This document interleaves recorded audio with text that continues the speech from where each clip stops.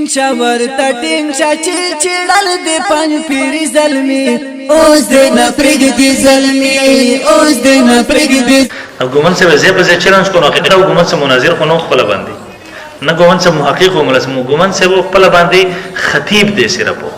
دی اول دور کې ما کسانو ته نو موږ سره په ټول اختلاف کول انجام کوي تاسو ګومن سے مخالفت کوي نو ماته د الله باندې ګند ګومن سے مخالفت نه کوو خو سره د خرابېږي رستر دي سيزنا بدلته ګومن سے بیان کو تیزو بس وही طيب طاهری نے خپل پیٹ باندې ولي کہ فلا فلا ہمارا نمائندہ ہے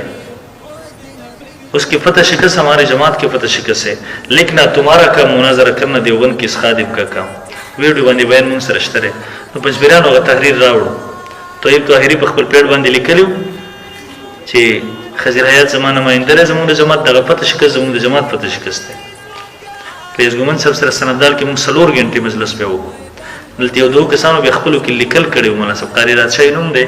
د دې نغه دی مندرخیلو هغه مندرخیلو د یو کس یو پنځپیره بل خپل کې 5 لک روپۍ لیکل کړي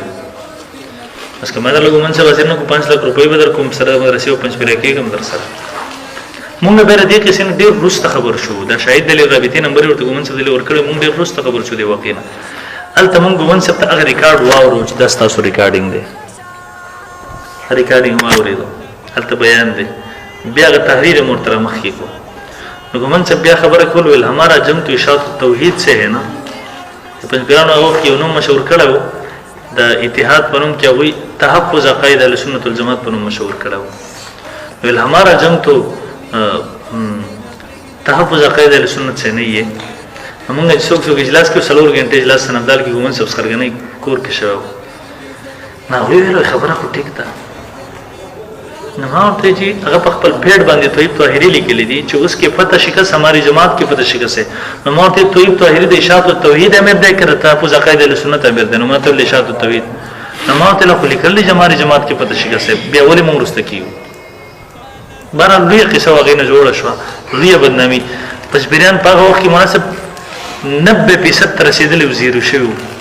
دغه 16% د واقع نه واپس را مناسب 70% را ورسیده د 5% نه کنټرول مناسب 5% پاتې 70 95% خدمت 5% نه کنټرول په 70 باندې ودرېده الحمدلله زموږ د مناظرې سره گزارو کړو اوس واپس ان شاء الله 3-4 ته رسیدلی اوس دا پنځم کې شوی دی ان شاء الله ابي خزور ایمان شو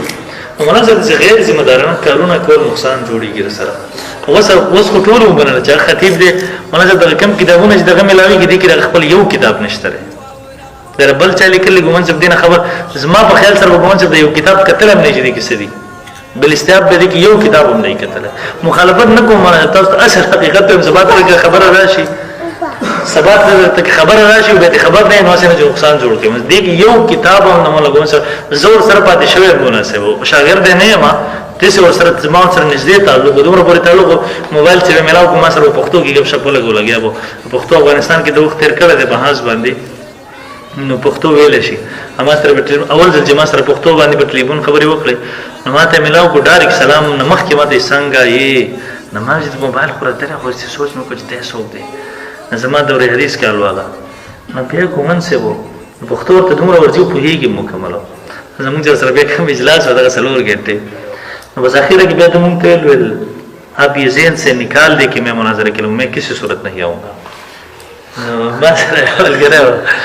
और तो ये पख्तू के लगे शो गुस्सा शो अगर रिसाल मुने से दरिदा टोला हूँ